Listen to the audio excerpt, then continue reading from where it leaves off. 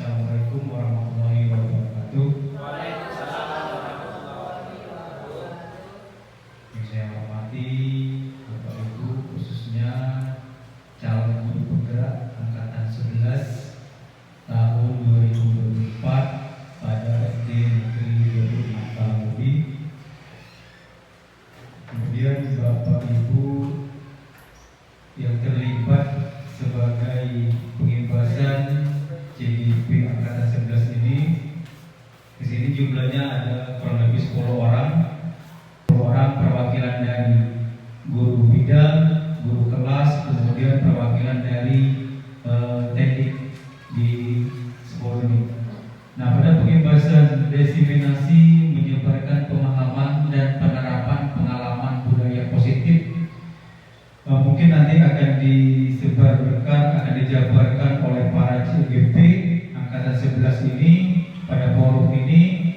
Nanti kita dengarkan secara bersama-sama. Mungkin saya sebagai kepala sekolah di sini hanya memfasilitasi kegiatan CGP angkatan 11 khususnya di guru SD Negeri 26 Palobi ini. Nah, mungkin itu saja Pak yang bisa saya sampaikan. Selanjutnya Bapak Ibu, untuk diseminasi menyebarkan pemahaman dan penerapan pengalaman budaya positif, saya serahkan kepada calon guru penggerak angkatan 11 atas nama Rizky Utami Putri MPD. Kepada Ibu Rizky kami persilakan. Assalamualaikum warahmatullahi wabarakatuh.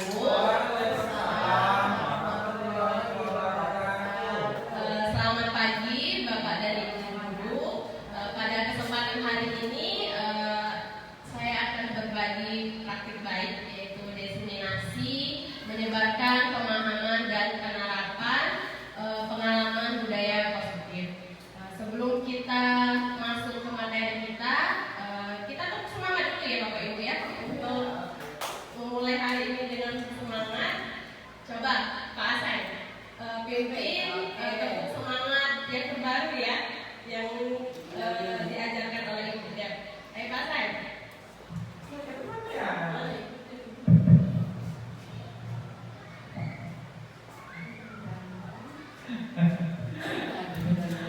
Oke, yuk Bapak Ibu, untuk mengawali kegiatan kita hari ini biar lebih semangat, yuk kita tepuk semangat dulu. Oke, masih semangat dah? Yuk, kita tepuk semangat, yuk kita sama-sama. 1, 2, 3, tepuk semangat. Dan ding ding ding, dung dung dung. Dan ding ding ding, dung dung dung.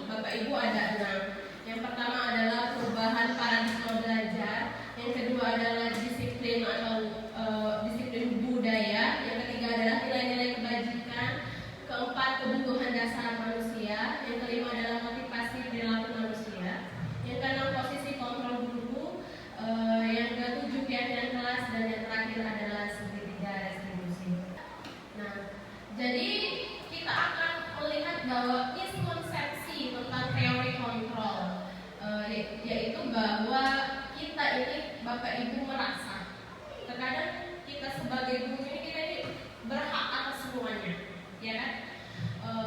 Seperti bahwa orang orang dewasa itu berhak memaksa, terus bahwa kritik dan membuat rasa bersalah itu mampu menguatkan karakter, dan semua penguatan positif, efektif dan bermanfaat. Terus guru mengontrol murid. Nah, ini adalah miskonsepsi, yaitu apa yang ada di pikiran kita selama ini ternyata miskonsepsi, salah seperti itu ya Bapak Ibu.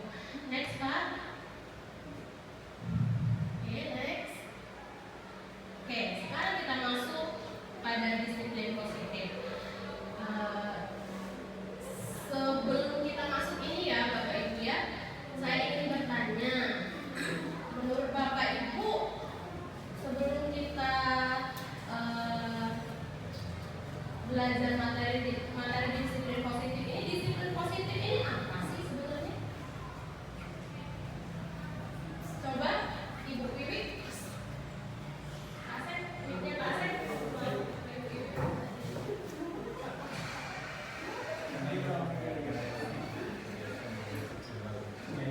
Iya Bu, silakan Bu.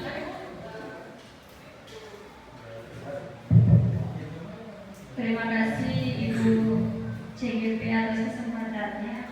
Menurut saya disiplin positif itu adalah kebiasaan yang harus kita lakukan. Itu saja. Kebiasaan yang harus kita lakukan. Tangan dulu. Selanjutnya Pak Amri tadi angkat tangan. Coba. Oke. Pak Amri. Disiplin positif ini menurut pikiran Bapak, disiplin positif yang apa Pak? Ya baiklah, saya akan menanggapi sebagaimana pemahaman saya tentang apa itu disiplin positif. Disiplin mungkin tidak jauh dari jawaban dari Bu Wiwi, ya. Suatu aktivitas yang baik yang selalu dijalankan terus menerus. Iya, tangan dulu. Amri dari Amri. Sudah benar ya, semuanya benar ya Bapak Ibu. Jadi disiplin positif itu bisa kita definisikan bahwa suatu proses ya Pak ya, atau suatu kebiasaan yang positif ya, yang harus timbulnya pada diri kita, diri murid-murid ini dalam melakukan hal-hal yang positif tanpa mengharapkan suatu imbalan dan tanpa mengkhawatirkan yaitu hukuman.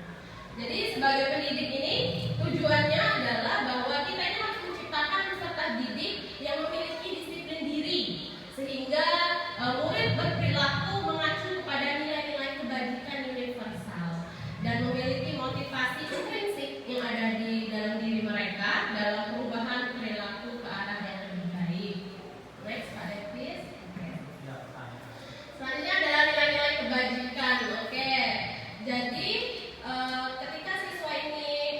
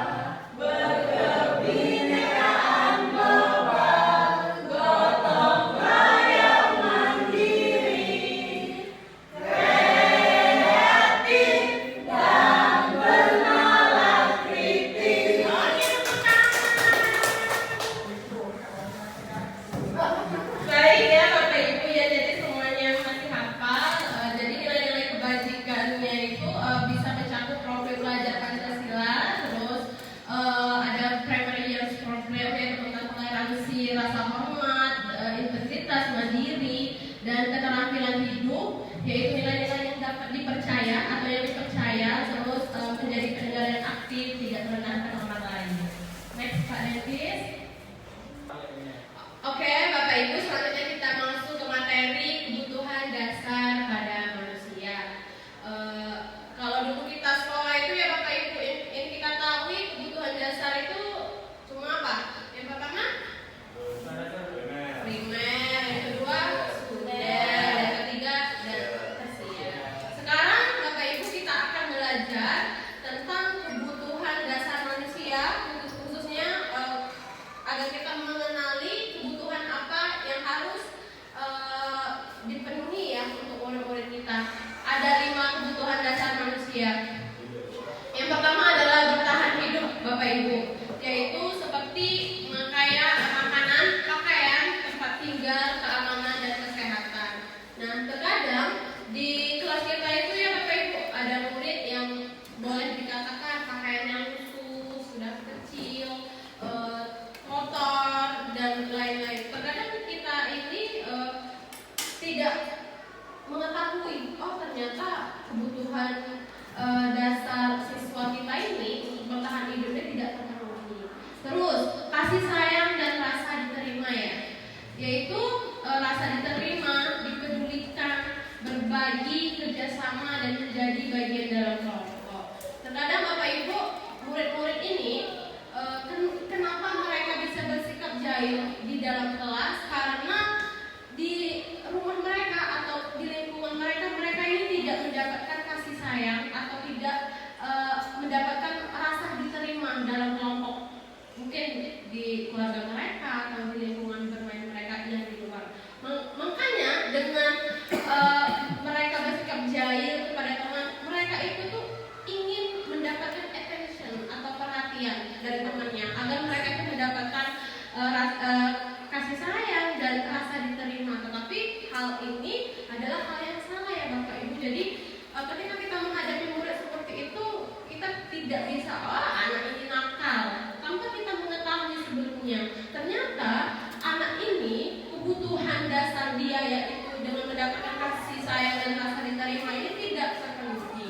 Yang kedua adalah kekuasaan, yaitu harga diri dan keinginan untuk dianggap.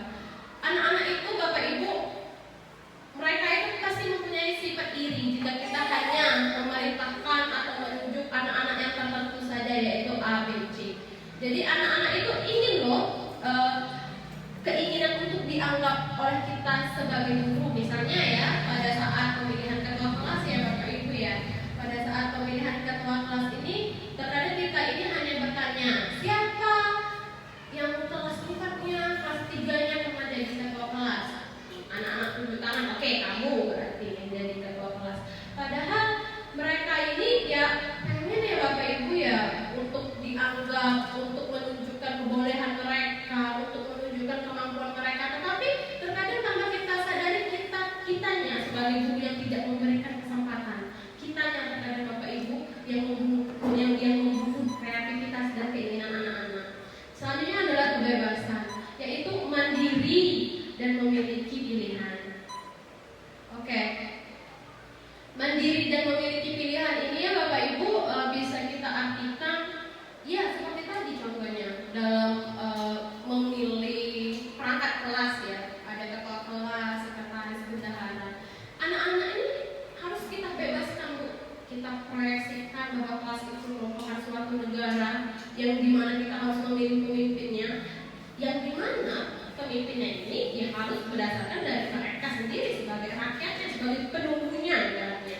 Jadi ya apapun pilihan mereka ya harus disepakati oleh anggota-anggota teman yang lainnya. Jadi pada kebutuhan dasar manusia ini, pada kebebasan, yaitu anak-anak ini mencoba hal baru dan mampu mengendalikan dirinya.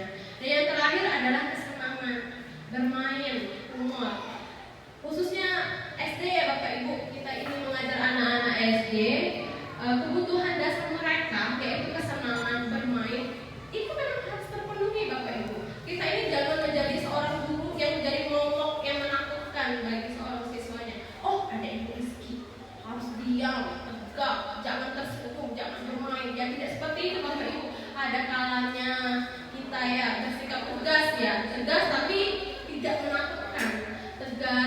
hari kalanya kita bisa menjadi teman bermain untuk anak-anak agar terciptanya kondisi yang kondusif, yang aman dan nyaman bagi terciptanya lingkungan belajar untuk murid kita. Selanjutnya, Epis, oke. Kita akan belajar tentang motivasi perilaku manusia ini ada dua, yaitu intrinsik dan ekstrinsik. Intrinsik sendiri adalah motivasi perilaku yang ada pada diri kita, di mana nilai-nilai kebajikan pada diri mereka. Misal saya ini inginnya saya ini menjadi anak yang disiplin, anak yang giat, anak yang rajin. Jadi nilai-nilai yang ada di diri murid ini yang mereka percayai dan mereka wujudkan dengan menjadi apa yang mereka inginkan. Terus terkadang motivasi ekstrinsik yang selanjutnya, terkadang motivasi ini Bapak Ibu yang sering sekali yang siswa lakukan, yaitu untuk menghindari ketidaknyamanan atau hukuman. Yang penting buat tugas, yang penting mengerjakan PR agar tidak dapat hukuman, agar tidak disuruh mengumpulkan sapu, seperti itu ya. Terus yang kedua adalah untuk mendapatkan imbalan atau penghargaan dari orang lain. Jadi murid-murid ini terkadang Bapak Ibu berlomba-lomba. Oh, kalau disuruh Ibu Rizky harus sigap, nanti Ibu Rizky hafal nama saya, terus saya kepada saya, terus kalau memberikan nilai nanti yang besar, terus saya jadi juara. Terkadang motivasi ekstrinsik ini Bapak Ibu ya yang sering sekali mendominasi perilaku siswa kita ya. Next Pak Dennis. Selanjutnya kita akan melihat perbedaan hukuman, konsekuensi dan restitusi Bapak Ibu.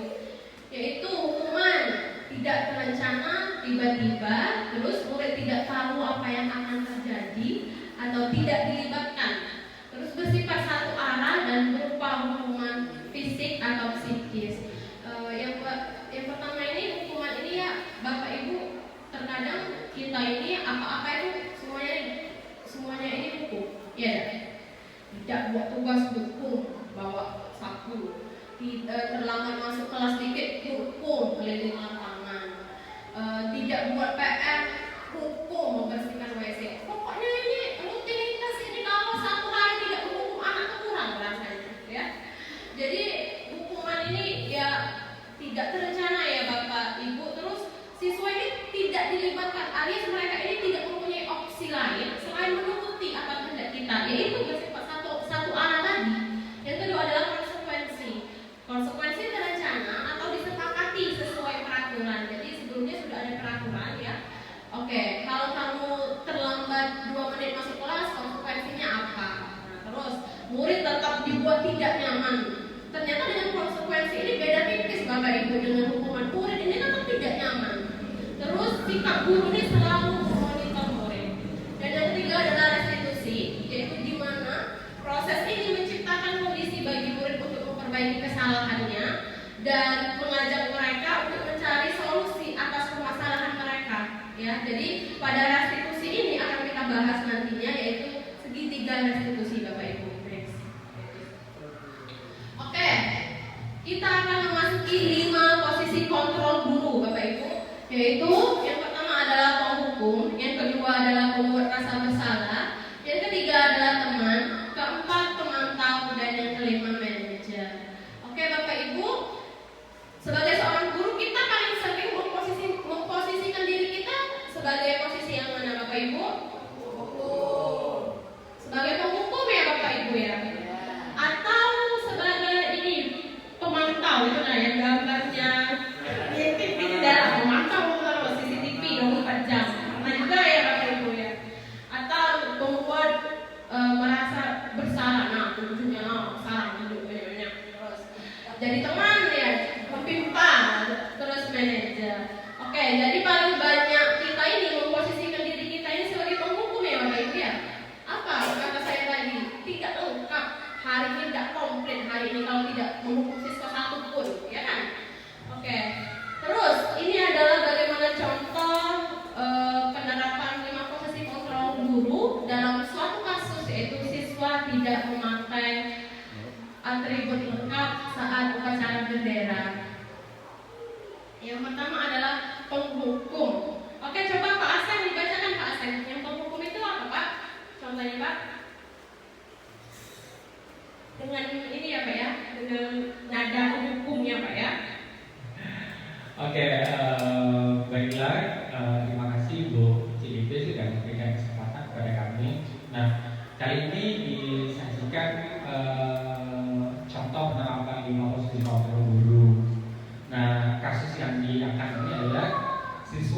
tidak memakai atribut lengkap saat upacara.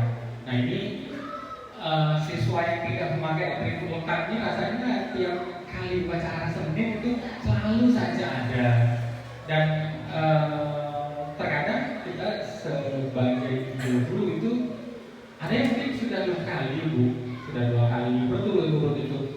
Tetapi yang menjadi permasalahan itu terkadang saya khususnya di posisi sebagai guru itu tidak menanyakan terlebih dahulu alasan apa siswa yang tidak memakai atribut lengkap. Ya mungkin di rumah topinya hilang atau dasinya tidak ada atau kaos kakinya entah kemana karena hari Minggu libur mungkin bermain dan lain-lain sebagainya.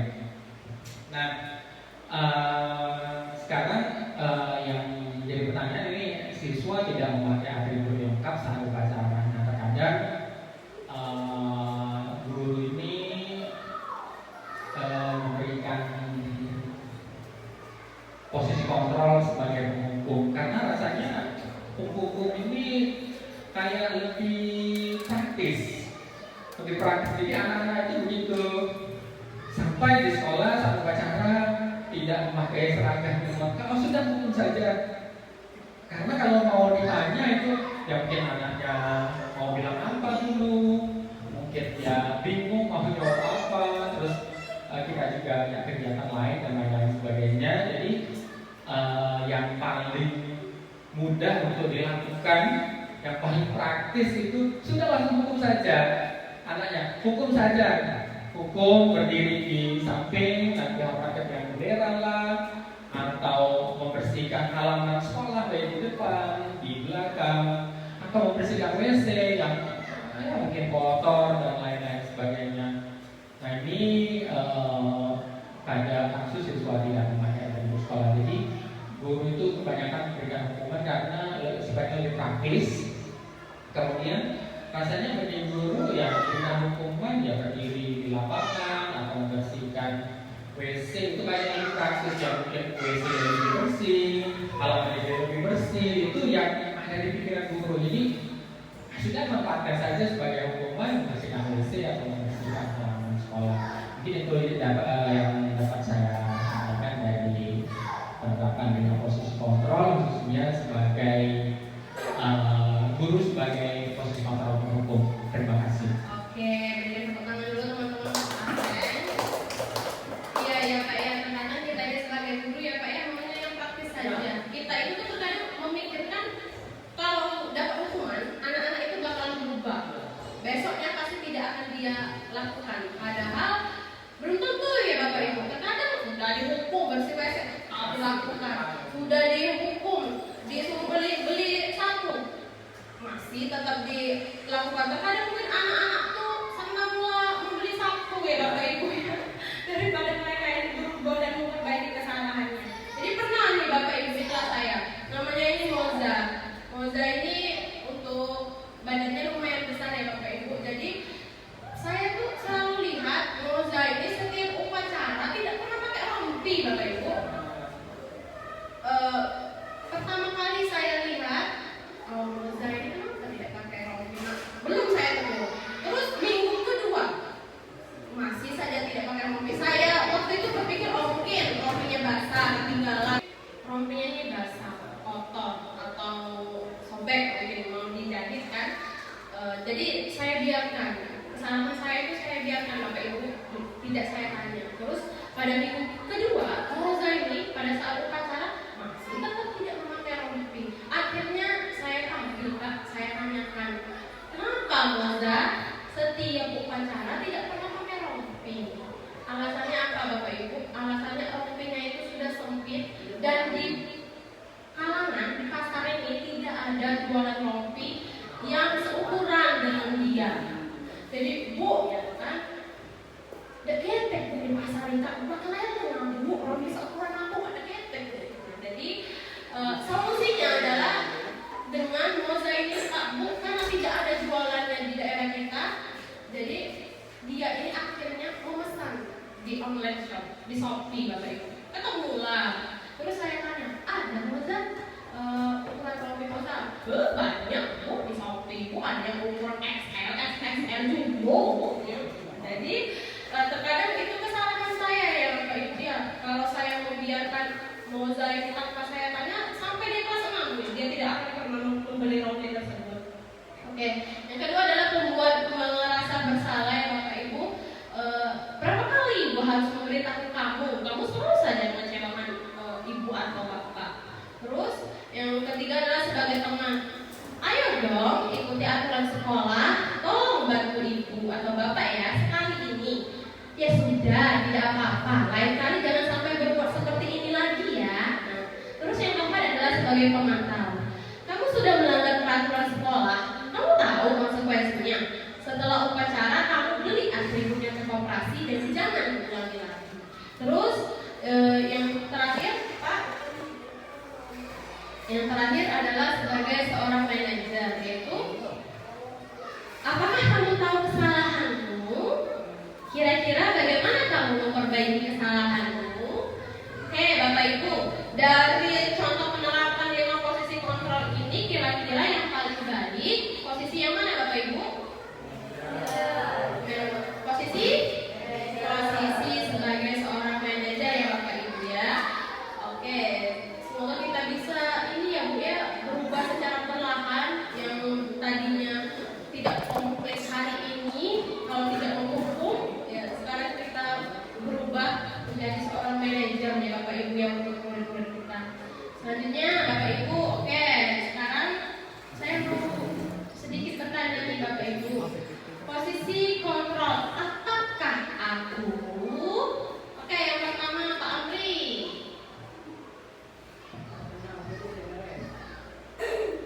Posisi kontrol apakah aku? Pertanyaannya, saya kecewa sekali dengan kamu. Oke, posisi kontrol apa Pak Amri? Itu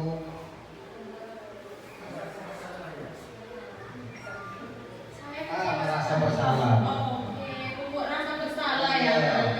Ya Bapak ya, kepada anak-anak ya Pak ya. Oke, yang kedua Pak Sita, boleh Pak? Kedua Pak. Baiklah, pada posisi kontrol apakah aku, kamu tidak benar-benar melakukannya. Ini berarti kau mantau. Oke, sepakat ya Bapak Ibu? Ya Bapak Ibu ya, mantap ya. Terus yang ketiga, Bu Windarti, apakah aku? Posisi kontrol apakah aku? Apa rencanamu untuk menyelesaikan masalah ini? Ini berada di posisi manajer. Oke, manajer sepakat Bapak Ibu. Yang keempat, Ibu Suci, apakah aku? Pada posisi kontrol apakah aku? Ayolah lakukan demi bapak dan ibu ya. Itu berada pada posisi teman.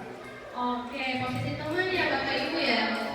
Oke, terus yang terakhir satu lagi.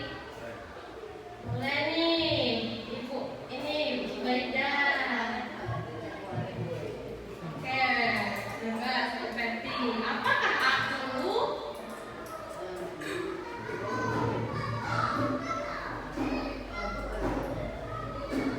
Oke, baiklah, terima kasih pada Ibu CGP. Posisi kontrol apakah aku dengan kata kamu tidak pernah mendapat nilai jika tidak mengerjakan tugas. Menurut saya ini termasuk pada posisi kontrol teman. Hukuman. Oke, Ya, hukuman ya Bapak Ibu Ya. ya. Sepakat Bapak Ibu ya. Oke. Jadi itu tadi adalah 5 posisi kontrol ya Bapak Ibu, yang di mana posisi yang paling tepat dan yang paling baik adalah bagaimana kita memposisikan diri kita sebagai seorang manajer. Selanjutnya kita akan ke keyakinan kelas. Oke, mengapa keyakinan kelas Bapak Ibu? Mengapa bukan peraturan kelas? Pak Amri? Pak Amri bisa Pak menyebutkan mengapa keyakinan? Mengapa bukan peraturan? Atau ini saja Pak, kira-kira menurut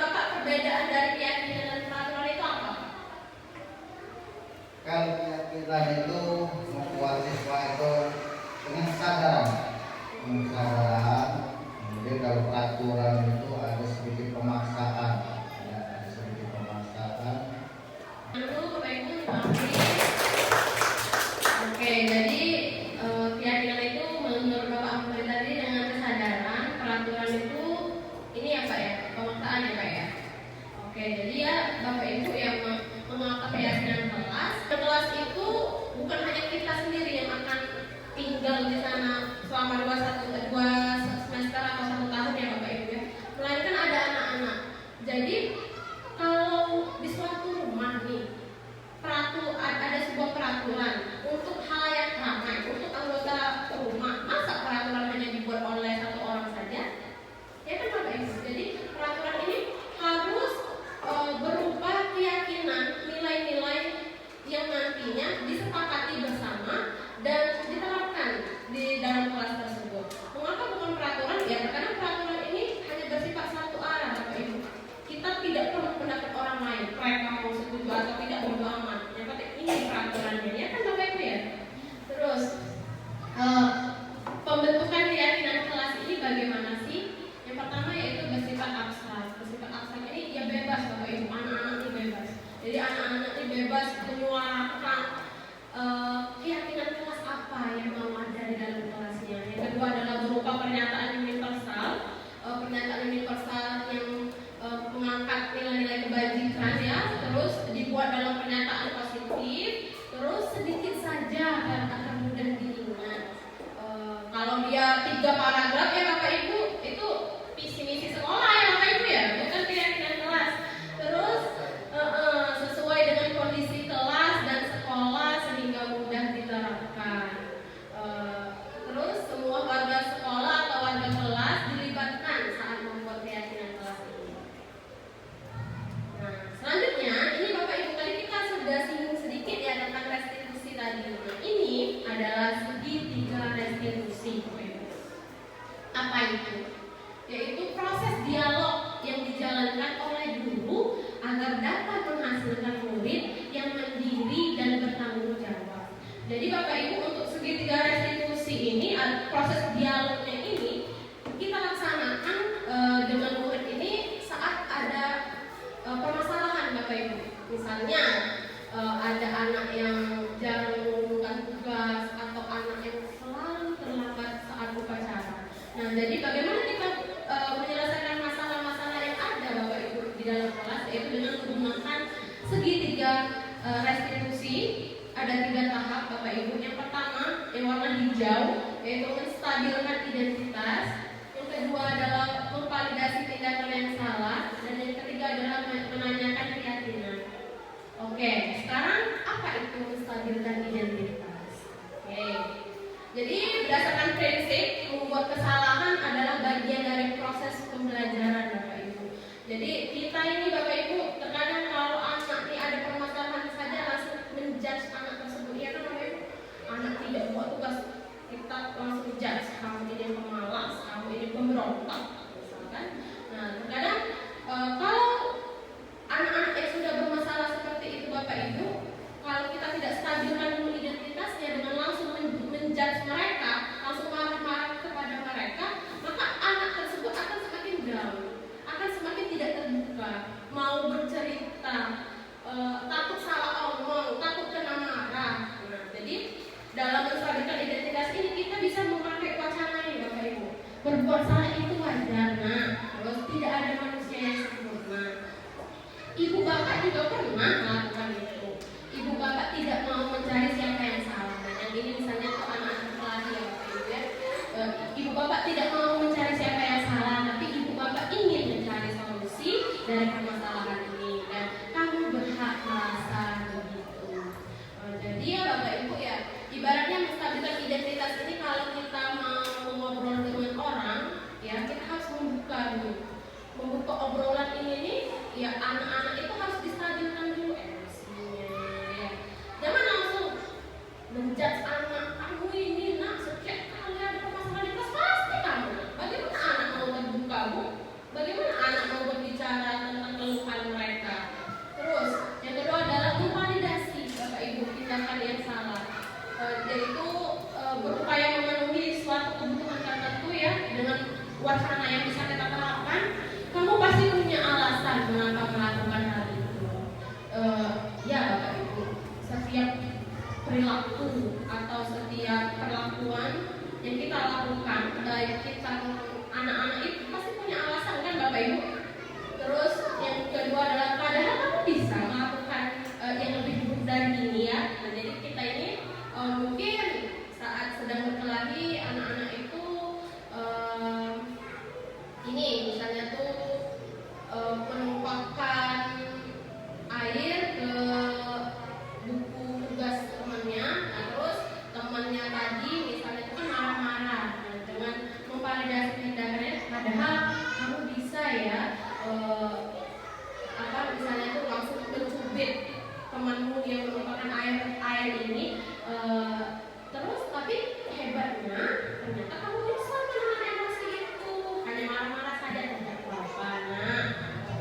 Misalnya kamu patut bangga karena telah melindungi sesuatu yang penting buatmu. Terus kamu melakukannya karena mempertahankan sesuatu yang penting bagimu.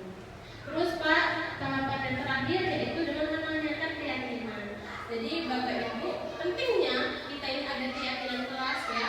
Bapak Ibu, ketika terjadi permasalahan yang ada di dalam kelas ini, kita bisa mengingatkan kepada anak. Keyakinan kelas ini dibuat secara bersamaan, disepakati secara bersamaan oleh seluruh anggota kelas. Nah, jadi adapun keyakinan kelas ini bisa membantu kita dalam segitiga restitusi ini. Ya, apa keyakinan kelas kita? Misal keyakinan kelas kita adalah apa Bapak Ibu? Contoh keyakinan kelas misalnya bertanggung jawab. Nah, jadi pada saat anak tidak mengumpulkan tugas, kita bisa bertanya apa keyakinan kelas kita. Nomor 2 misalkan bertanggung jawab Bu. Nah, terus nilai-nilai apa yang telah disepakati dan yang lainnya. Terus seperti apa gambaran sebuah kelas yang ideal menurut kamu. Terus kamu ingin menjadi orang seperti apa. Jadi dengan adanya keyakinan kelas, kita bisa ini Bapak Ibu memberikan kesadaran kepada anak bahwa tanpa mereka sadari mereka ini melakukan sesuatu dan melanggar keyakinan kelas yang ada. Makanya perlunya ada keyakinan kelas. Jadinya kita ini bisa membuat anak untuk sadar ternyata perilaku saya ini sudah melanggar loh keyakinan kelas yang sudah kami sepakati seperti itu. Oke, Bapak Ibu, kita sudah menyelesaikan ini ya pemaparan materi dari saya tentang budaya positif. Sekarang jika ada yang mau bertanya, Bapak Ibu dipersilakan. Oke, Ibu Wiwi, boleh Bu?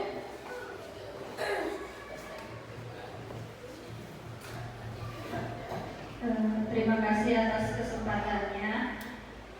Ada 2 pertanyaan yang ingin saya tanyakan. Masalah konsep inti budaya positif yang ke-7 itu keyakinan kelas. Kalau di kelas saya, Bu, saya buat kesepakatan kelas. Nah, yang ingin saya tanyakan, apakah berbeda keyakinan kelas dengan kesepakatan kelas? Nah, pertanyaan yang kedua, itu bisakah Ibu memberikan contoh tentang pernyataan positif dalam membentuk keyakinan kelas? Oke, Terima kasih. Itu saja yang saya tanyakan. Oke, kalau